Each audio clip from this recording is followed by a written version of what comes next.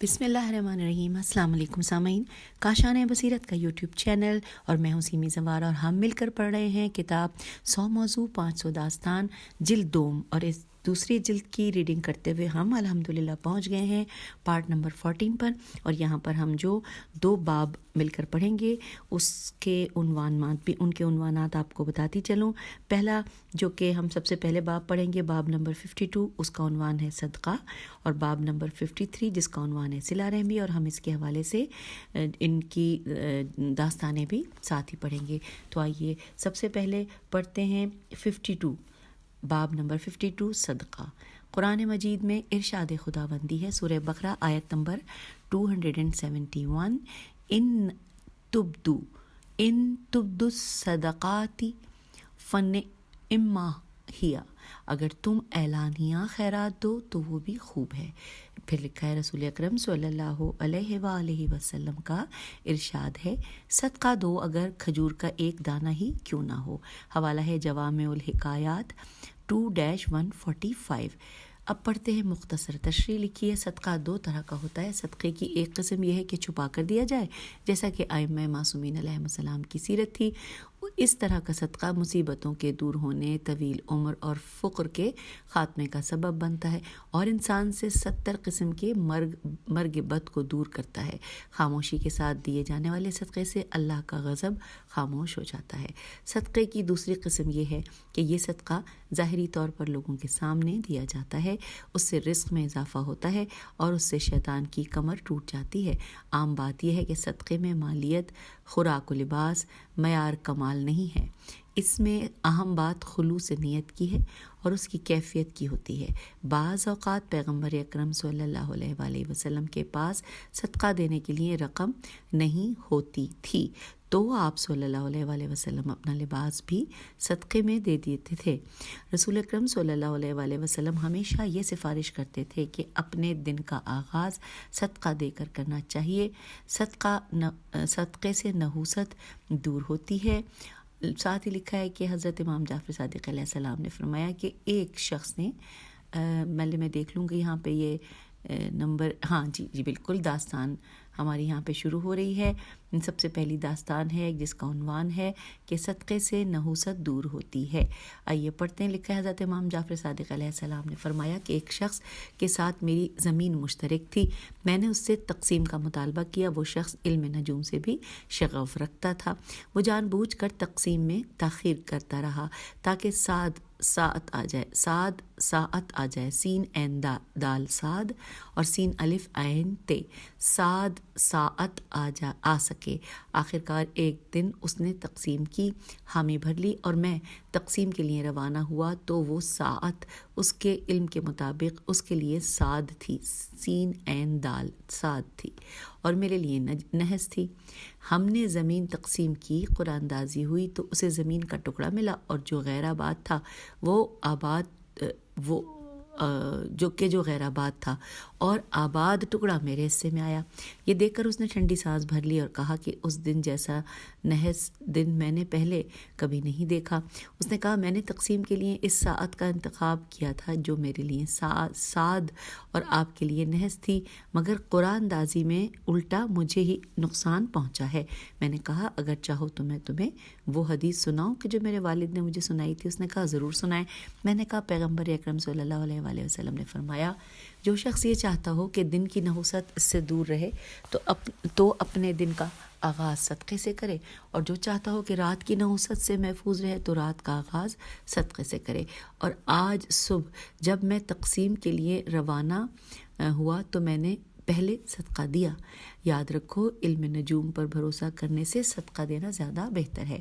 حوالہ نوٹ کیجیے، اس کا حوالہ ہے با مردم این گونا برخور دنما نیم، صفحہ نمبر 135 اور الکافی 4-6۔ آئیے اگلی داستان جس کا عنوان حاتم کی والدہ پڑھتے ہیں۔ لکھا ہے، حاتم کی والدہ کا نام عتبہ عین تے بے ہے بنت عزیف عین زواد یہ فے عزیف تھا۔ وہ انتہائی سخی خاتون تھی۔ وہ اپنی دولت محتاجوں اور مستحقین میں تقسیم کیا کرتی تھی۔ جب اس کے بھائیوں نے اس کی سخاوت کو دیکھا اور سوچا کہ ہماری بہن کے پاس جو کچھ بھی آتا ہے وہ لوگوں کو لٹا دیتی ہے، تو انہوں نے اس سے اپنی ساری دولت واپس لے لی اور کہا کہ تو ہماری ساری دولت تباہ کر رہی ہے۔ پورے 1 سال تک اسے بھائیوں نے کچھ بھی نہ دیا۔ 1 سال گزرنے کے بعد انہوں نے آپس میں مشورہ کیا اور کہا کہ پورے 1 سال تک ہماری بہن کے ہاتھ کچھ نہیں رہا، اب اسے تجربہ ہو گیا ہوگا، لہٰذا اب اسے کچھ نہ کچھ دولت دے دینی چاہیے اور ہمیں امید رکھنی چاہیے کہ ہماری بہن اس دولت کو اعتدال کے ساتھ خرچ کرے گی۔ انہوں نے اونٹوں کا ایک گلہ اسے دے دیا اور کہا کہ آپ اس سے استفادہ کریں۔ جیسے ہی وہ بی بی اونٹوں کے گلے کی مالک بنی تو قبیلہ بنی حوض ان کی ایک خاتون حاتم کی ماں کے پاس آئی، تو حاتم کی ماں نے اسے اچھا کھانا کھلایا اور اس کا احترام کیا اور پورا کا پورا اونٹوں کا گلہ اس خاتون کو دے دیا اور کہا معاف رکھنا، پورے 1 سال تک میرے ہاتھ میں کچھ نہیں تھا اور میں نے اپنے آپ سے عہد کیا تھا کہ جیسے ہی میرے ہاتھ میں کچھ نہ کچھ آئے گا تو میں سائلین اور مستحقین میں تقسیم کر دوں گی۔ یہاں پر یہ داستان مکمل ہوئی۔ حوالہ نوٹ کیجئے، جوامع الحکایات، بس صرف یہ لکھا ہے، صفحہ نمبر نہیں لکھا۔ آگے چلتے ہیں۔ تیسری داستان جس کا عنوان ہے رات کی تاریکی میں صدقہ دینے والا۔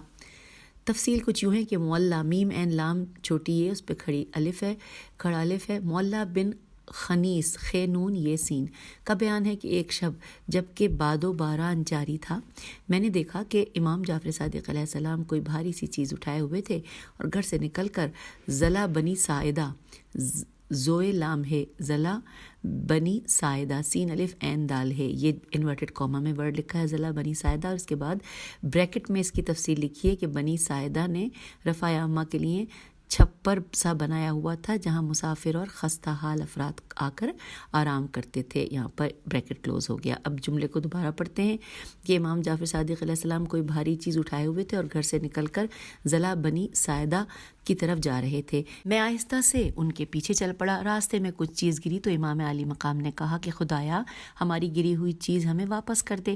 میں آگے بڑھ کر آپ کے پاس گیا اور انہیں سلام کیا۔ آپ علیہ السلام نے فرمایا معلّہ ہو؟ میں نے عرض کی کہ جی ہاں معلّہ ہوں۔ آپ علیہ السلام نے فرمایا، میم عین لام چھوٹی ہے اور اس پہ کھڑا الف، آپ علیہ السلام نے فرمایا اچھی طرح سے نیچے نظر کرو، تمہیں جو کچھ ملے وہ مجھے پکڑا دینا۔ میں نے تلاش شروع کی تو بہت سی روٹیاں بکھری ہوئی تھیں، میں نے جمع کر کے آپ علیہ السلام کو دیں اور عرض کیا آقا اتنا بڑا وزن آپ نہ اٹھائیں، آپ یہ وزن میرے سپرد کریں، اسے میں اٹھاؤں گا۔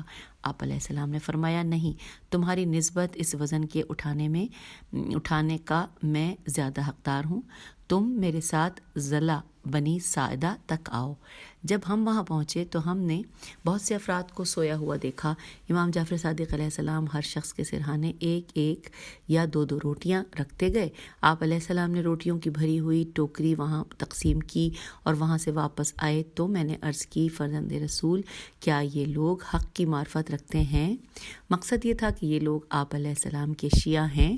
تو آپ نے فرمایا کہ اگر یہ حق کے عارف ہوتے تو ہم نمک میں بھی ان کی مدد کرتے۔ اب بریکٹ میں لکھا ہے کہ ممکن ہے اس سے یہ مقصد ہو کہ اگر یہ شیعہ ہوتے تو ہم انہیں اپنے دسترخوان پر بٹھا کر کھانا کھلاتے اور خود بھی ان کے ساتھ بیٹھ کر کھانا کھاتے۔ یہاں بریکٹ کلوز ہو گیا۔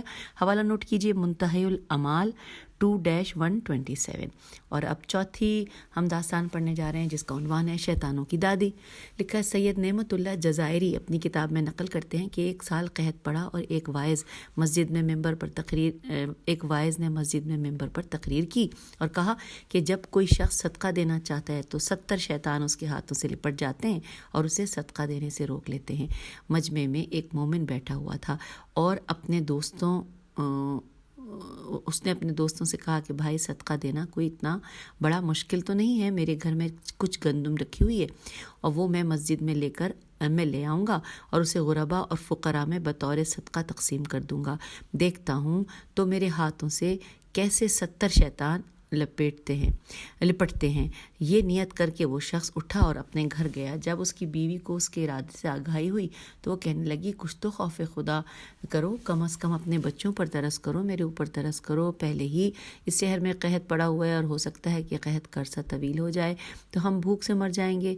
خلاصہ یہ کہ اس عورت نے اس کو اتنا ملامت کیا، اتنے وسوسے ڈالے تو وہ شخص خالی ہاتھ مسجد میں لوٹ آیا۔ مسجد میں بیٹھے ہوئے حاضرین نے پوچھا ہاں کیا ہوا؟ 70 شیطان دیکھے تھے جو آ کر تیرے ہاتھوں میں لپٹ گئے ہوں گے؟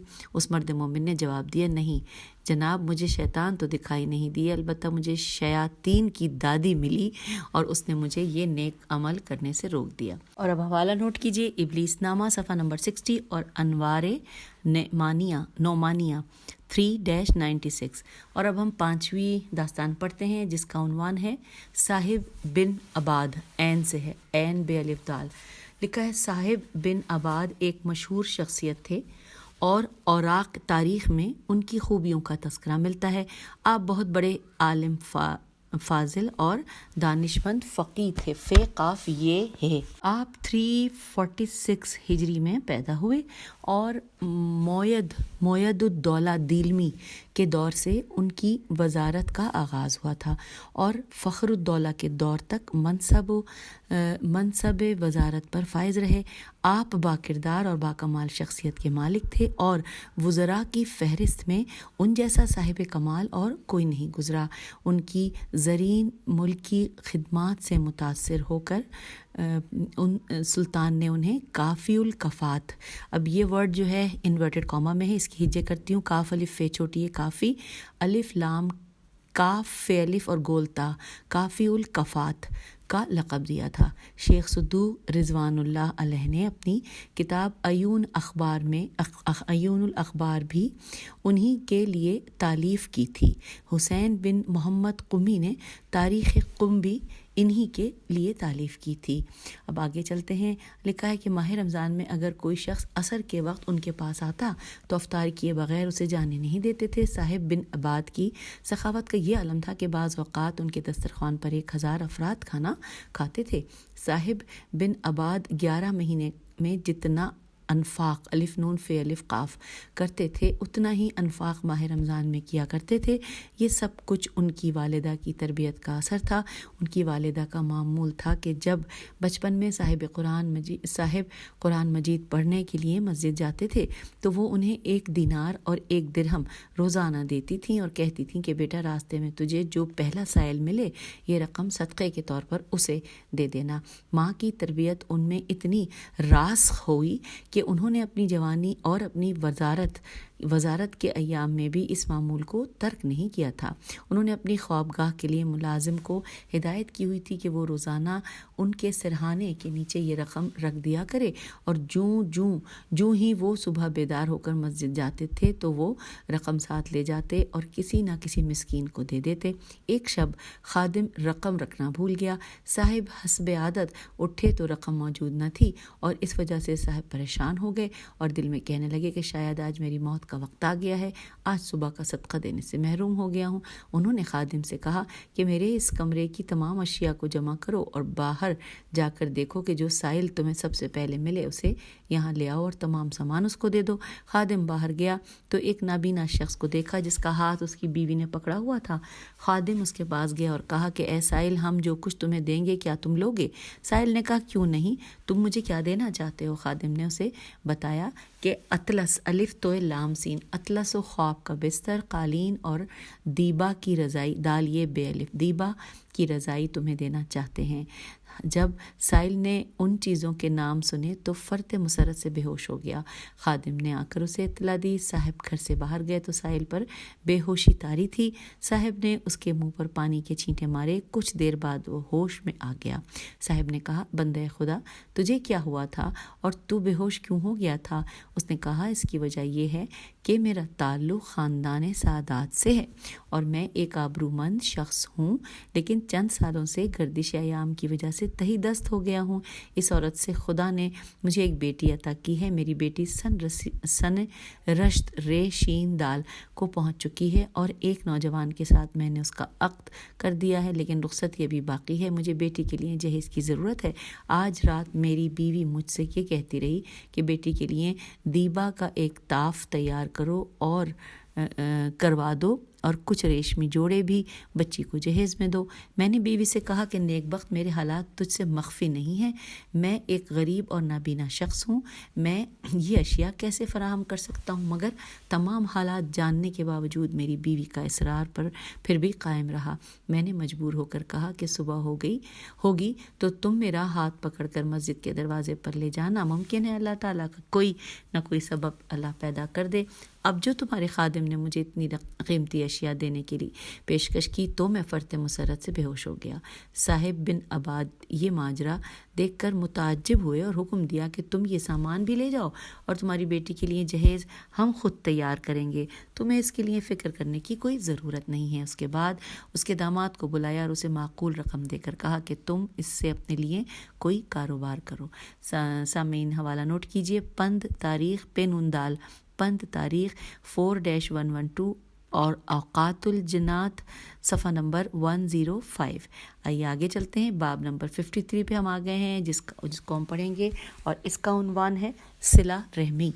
लिखा है कुरान मजीद में इरशाद बारी ताला है, सूरह मोहम्मद की आयत नंबर 22। तर्जुमा, फिर अगर तुमने जिहाद से मुँह फेर लिया है तो तुमसे तवक्को की जा सकती है कि तुम ज़मीन में फ़साद बर्पा करोगे और अपने रिश्तों को तोड़ डालोगे। और आइए उसके बाद लिखा है इमाम मोहम्मद बाक़र अलैहिस्सलाम का फरमान है कि सिला रहम से इंसान का नफ्स पाकीज़ा होता है और इससे रिज़्क़ में भी इजाफ़ा होता है।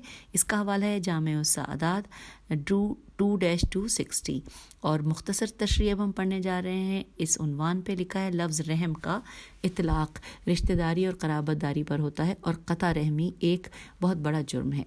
रिश्तेदारों के साथ नेकी करना, भलाई करना और गुर्बत की हालत में रुपए पैसे से उनकी मदद करना बहुत बड़ी इबादत है और सिला रहमी करने वाले अफराद की उम्र को खुदावंद ताला लंबा कर देता है। उनके रिस्क में वसअत पैदा होती है और क़यामत के दिन उनका हिसाब आसान होगा।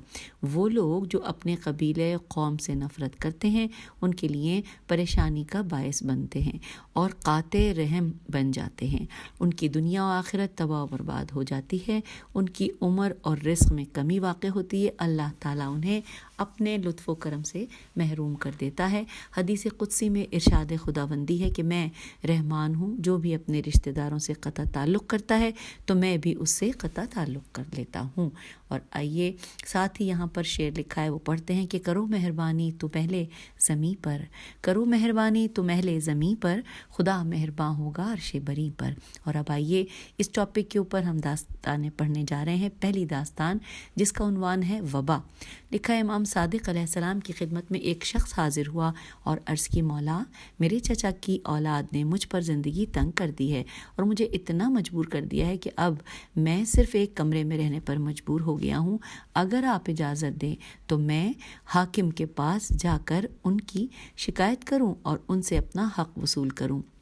आप अलैहिस्सलाम ने फरमाया कि सब्र से काम लो, अनकरीब अल्लाह ताला तुम्हें इस मुशक्क़त से रिहाई दिलाएगा। बस चंद दिन गुज़रे कि 131 सन हिजरी को वबा फैल गई और उसके चचाजाद भाइयों में से कोई भी ज़िंदा बाकी ना बचा और सब के सब हलाक हो गए। चंद दिनों बाद वो शख्स खिदमत इमाम अलैहिस्सलाम में हाजिर हुआ। इमाम अलैहिस्सलाम ने फरमाया, तुम्हारे रिश्तेदारों का क्या हाल है? उसने कहा, वो तो सब के सब मर गए। आप अलैहिस्सलाम ने फरमाया, उनकी मौत इसीलिए वाक़ई हुई कि उन्होंने तुझसे क़ता रहमी की थी। और क्या तुम ये पसंद नहीं करते, चाहे वो तुम पर जुल्म करें या फिर भी ज़िंदा हैं, चाहे वो तुम पर जुल्म करें फिर भी ज़िंदा हैं? उसने कहा कि जी हाँ, मैं उनकी मौत पर खुश नहीं हूँ। तो यहाँ पर हवाला हमें देखना है। हवाला है सफ़ीनतुल बिहार 515 और 1-515, फिर लिखा है अल काफ़ी। और अब आइए अगली दास्तान पढ़ते हैं जिसका उन्वान है इमाम अलैहिस्सलाम की सिला रहमी। लिखा है हसन बिन अली हज़रत इमाम जाफ़र सादिक़ अलैहिस्सलाम के चचाजाद भाई थे। वो इंतहाई दिलेर इंसान थे। लोग उन्हें रुमसी रे पे पेश है, मीम सीन ये है, रुमसी आले अबू तालिब, ब्रैकेट में लिखा है कि आले अबू तालिब का नेज़ा कहते थे। उनकी नाक इंतहाई हसीन थी जिसकी वजह से लोग उसे हुस्न अफ्तस भी कहते थे, अलिफ फे तोए सीन भी कहते थे। जब अब्दुल्ला महज मीम है ज़्वाद, अब जब अब्दुल्ला महज ने, जो हज़रत इमाम हसन अलैहिस्सलाम के पोते थे, मंसूर दवानिखी के ख़िलाफ़ ख़ुरूज किया था तो ये भी उन्हीं के साथ थे। इसी उन्वान पर उसे इमाम जाफ़र सादिक़ अलैहिस्सलाम से शदीद कदूरत थी। मामला यहाँ तक जा पहुँचा कि एक दफ़ा उसने चाकू निकाल कर इमाम अलैहिस्सलाम पर हमला करना भी चाहा था। इमाम अलैहिस्सलाम की एक कनीज़ थी जिसका नाम सालिमा था, सीन अलिफ लाम मीम है। कनीज़ बयान करती है कि जब इमाम अलैहिस्सलाम की शहादत का वक्त करीब आया तो मैं भी इमाम अलैहिस्सलाम के सिरहाने उनकी अयादत के लिए वहाँ मौजूद थी। इमाम यक मर्तबा बेहोश हुए, फिर उसके बाद जब होश में आए तो मुझे फरमाया कि 70 दीनार हुस्न अफ्तस को देना है, हसन अफ्तस को अलिफ तो सीन को देना, फ़लाँ फ़लाँ मिक़दार फ़लाँ फ़लाँ अफराद को देना। मैंने अर्ज़ किया, आका क्या ऐसे शख्स को 70 दीनार दिए जाएं जिसने आप पर छुरी से हमला किया और आपको शहीद करने का ख्वाहिशमंद था? तो आप अलैहिस्सलाम ने फरमाया कि क्या तुझे पसंद नहीं है कि मैं उन लोगों में से बनूं कि जिनके मुतालिक अल्लाह ताला ने कुरान मजीद में इरशाद फरमाया है कि ये सूरह रात की आयत नंबर 21 में कि हमारे नेक बंदे वो हैं कि जिस ताल्लुक़ को अल्लाह ने हुक्म दिया है कि कायम करो वो उस ताल्लुक़ को कायम करते हैं, वो अपने रब से डरते हैं और बुरे हिसाब से खौफ रखते हैं। फिर आप ने फरमाया कि सालिमा सुनो, सीन अलिफ लाम मीम है, सुनो, अल्लाह ने जन्नत को पैदा किया है और उसे पाकीज़ा करार दिया है। इंसान उसकी खुशबू 2000 साल के फासले से महसूस करता है, लेकिन कता रहमी करने वाले और अपने वालिदैन की नाफरमानी करने वाले शख्स की नाक तक भी ये खुशबू कभी नहीं पहुँचेगी। हवाला नोट कीजिए, हिकायतकाई है काफ अलिफ, ये ते काफ अलिफ छोटी है, हिकायतकाई शुनीदनी 5:30 और अलगबिया लिल तूसी। आगे चलते हैं अगली दास्तान पढ़ने के लिए कि जो तीसरे नंबर पे है और उसका उन्वान है पैगम्बर अकरम सल्लल्लाहु अलैहि वसल्लम की सिला रहमी। लिखा है, जंग बदर में अबू बशीर अंसारी ने अब्बास बिन अब्दुल मुत्तलिब और अकील बिन अबू तालिब को गिरफ़्तार करके हुज़ूर अकरम सल्लल्लाहु अलैहि वसल्लम की खिदमत में पेश किया। रिसालत मुआब सल्लल्लाहु अलैहि वसल्लम ने फरमाया, उनकी गिरफ़्तारी में किसी ने तुम्हारी मदद की थी? सवाल या निशान। अबुल बशीर अंसारी ने कहा, जी हाँ, एक सफ़ेद लिबास वाले शख्स ने उनकी गिरफ़्तारी में मेरी मदद की थी। पैगम्बर अकरम सल्लल्लाहु अलैहि वसल्लम ने फरमाया कि वो फ़रिश्ता था।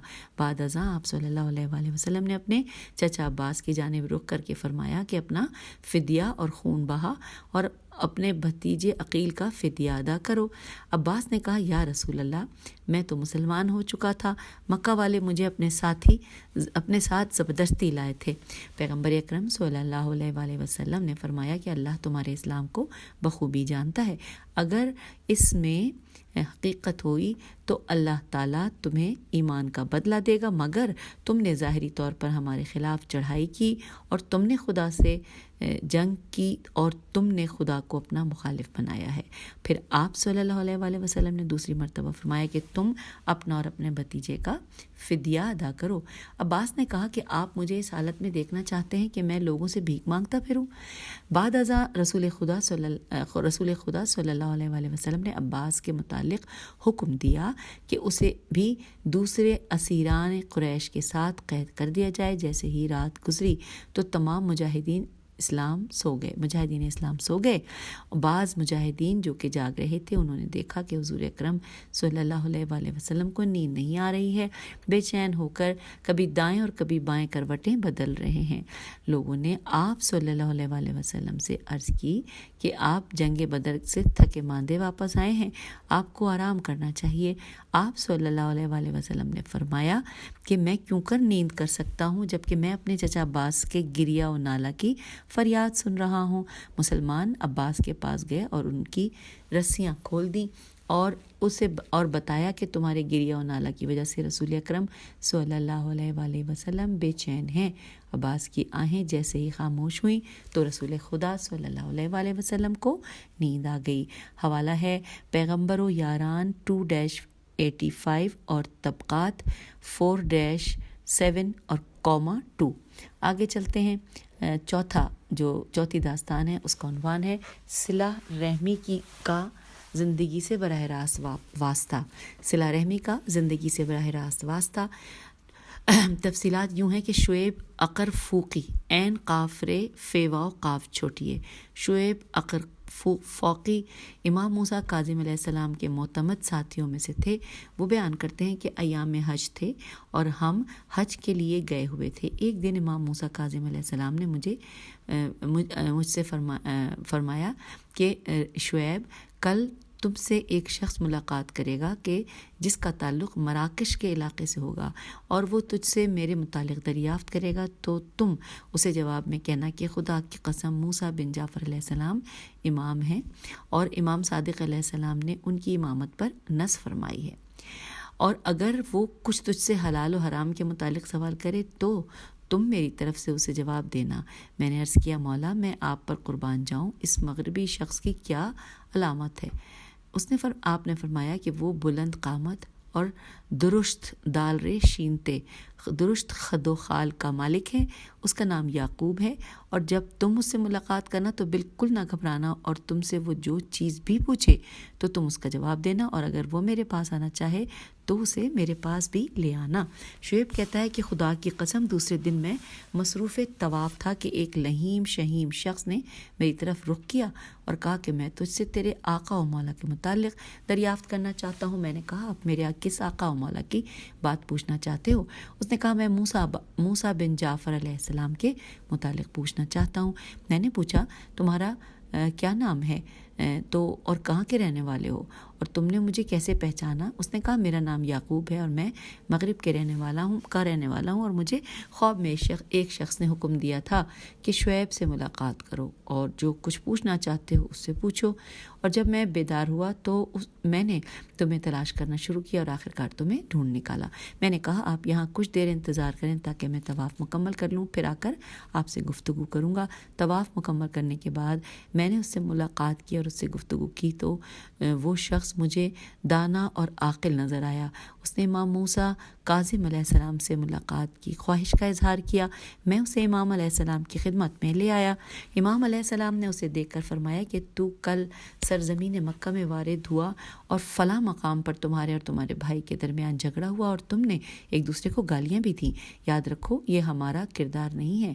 میرے آباء و اجداد اور میرا دین اس چیز کا مخالف ہے، اور ہمارا دین ہمیں ایسا کرنے سے منع کرتا ہے۔ خدا سے ڈرو اور پرہیزگاری اختیار کرو، عنقریب موت تمہارے اور تمہارے بھائی کے درمیان جدائی ڈال دے گی، اور تمہارا بھائی اس سفر میں مر جائے گا اور اسے وطن کا منہ بھی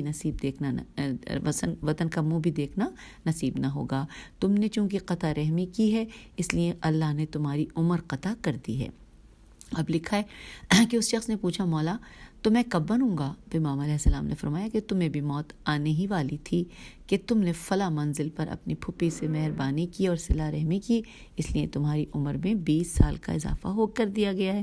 شعیب عقرقومی کہتے ہیں کہ 1 سال بعد مکے کے راستے میں میری یعقوب سے ملاقات ہوئی اور میں نے اسے پچھلے سال کی سرگزشت دریافت کی تو اس نے بتایا کہ پچھلے سال میرا بھائی وطن پہنچنے سے پہلے ہی مر گیا تھا اور اسے راستے میں نے ہی دفن کیا تھا۔ حوالہ نوٹ کیجئے، یہ ہے منتہی الامال 2-206۔ اور اب 5ویں اور آخری داستان پڑھتے ہیں جس کا عنوان ہے محمد بن اسماعیل۔ لکھا ہے، یحییٰ بن خالد برمکی بیر میم کاف چھوٹی ہے نے ایک دفعہ اپنے ساتھیوں سے کہا کہ امام موسیٰ کاظم علیہ السلام کے متعلقین میں سے کسی ایسے فرد کو تلاش کرو تلاش کیا جائے کہ جو امام علیہ السلام کی ہارون کے سامنے مخالفت اور شکایت کرے۔ یا کہ دوستوں نے مشورہ دیا کہ یہ کام محمد بن اسماعیل بن جعفر صادق سر انجام دے سکتا ہے اور اس کے لیے وہی موزوں ترین شخص ہے کیونکہ وہ امام علیہ السلام کا بھتیجا بھی ہے۔ یحییٰ بن خالد برمکی نے محمد بن اسماعیل کو خط لکھ کر بغداد طلب کیا۔ امام موسیٰ کاظم علیہ السلام اپنے بھتیجے پر ہمیشہ شفقت کیا کرتے تھے اور جب امام عالی مقام نے سنا کہ وہ بغداد جا رہا ہے تو آپ نے اسے بلا کر فرمایا، میں نے سنا ہے کہ تم بغداد جا رہے ہو۔ اس نے کہا کہ میں اس وقت قرض اور تنگ دستی میں مبتلا ہوں اور ممکن ہے کہ بغداد جانے کی وجہ سے میرا قرض ادا ہو سکے۔ آپ نے فرمایا کہ میں تمہارا قرض ادا کرتا ہوں، مگر وہ آمادہ نہ ہوا اور اس کے باوجود آپ علیہ السلام نے اسے 3000 دینار اور 4000 درہم عطا فرمائے۔ جب وہ آپ علیہ السلام کے پاس سے اٹھ کر چلا گیا تو آپ علیہ السلام نے فرمایا کہ میرے بچوں کو یتیم بنانے کی کوشش نہ کرنا اور میرے خون میں ہاتھ رنگین نہ کرنا۔ جب وہ آپ کے بیت الشرف سے نکلنے لگا تو آپ نے فرمایا، میں جانتا ہوں کہ یہ بغداد جا کر مجھ پر چغل خوری کرے گا اور میرے لیے مصائب کا سامان فراہم کرے گا۔ آپ کے ساتھیوں نے عرض کی، مولا تو پھر آپ نے ایسے شخص کی مدد کیوں کی؟ تو آپ نے فرمایا کہ میرے آبائے طاہرین نے رسالت مآب صلی اللہ علیہ وآلہ وسلم سے روایت کی ہے، انہوں نے فرمایا کہ جب ایک رشتہ دار دوسرے پر جفا کرے اور دوسرا اس سے نیکی کرے تو ستمگار تباہ ہو جاتا ہے اور اس کی زندگی کا خاتمہ ہو جاتا ہے۔ علی بن اسماعیل مدینے سے بغداد گیا۔ یحییٰ بن خالد نے یہ دوسرے پیراگراف پہ میں آ گئی ہوں، لکھا ہے علی بن اسماعیل مدینے سے بغداد گیا۔ یحییٰ بن خالد نے اس کا پرتپاک استقبال کیا۔ محمد بن اسماعیل نے امام موسیٰ کاظم علیہ السلام کی شکایتیں کی۔ یحییٰ برمکی اسے ہارون کے پاس لے گیا۔ جاتے ہی محمد بن اسماعیل نے ہارون سے کہا، مجھے تعجب ہے کہ ایک وقت میں 2 خلیفہ موجود ہیں۔ مدینے میں موسیٰ بن جعفر طیار اور مشرق و مغرب سے ان کے پاس خراج آ رہا ہے، ادھر بغداد میں آپ خلیفہ ہیں، لکھا ہے ہارون۔ پھر اگلے ساتھ ہی لکھا ہے کہ ہارون رشید نے 20,000 درہم کی اسے رسید لکھ دی اور محمد بن اسماعیل سے کہا کہ بہتر ہے کہ رقم کا خط مشرقی علاقے کے کسی حکمران کے نام لکھ دیا جائے تاکہ مجھے وہاں سے لے جانے میں آسانی رہے۔ ابھی اسے انعام کی رقم نہیں ملی تھی، وہ قضائے حاجت کے لیے بیت الخلا گیا تو وہاں سے اس کی زوردار چیخیں سنائی دیں۔ لوگ اسے وہاں سے اٹھا کر لائے تو اس کی انتڑیاں اور ہاضمے کا نظام باہر آ چکا تھا۔ طبیبوں نے اس کے بچانے کی سر توڑ کوشش کی، وہ بستر پر تڑپ رہا تھا۔ حکومت کے ملازمین اس کے انعام کی رقم کو لے کر آئے اور کہا کہ تمہارا انعام حاضر ہے۔ اس نے کہا، اب میں اس انعام کو لے کر کیا کروں گا؟ میں تو چند لمحات میں مرنے والا ہوں۔ چند ساعات بعد وہ مر گیا اور اس کے بعد امام موسیٰ کاظم علیہ السلام کو قید کر لیا گیا اور زندان میں ہی امام علیہ السلام کی شہادت واقع ہوئی۔ حوالہ نوٹ کیجیے، جامع نورین صفحہ نمبر 24۔ تو سامعین، اس نشست میں آپ سے اجازت چاہتی ہوں جہاں پہ ہم نے صدقہ اور صلہ رحمی کے حوالے سے تفصیلات جان لی ہیں۔ اجازت دیجیے، خدا حافظ، فی امان اللہ۔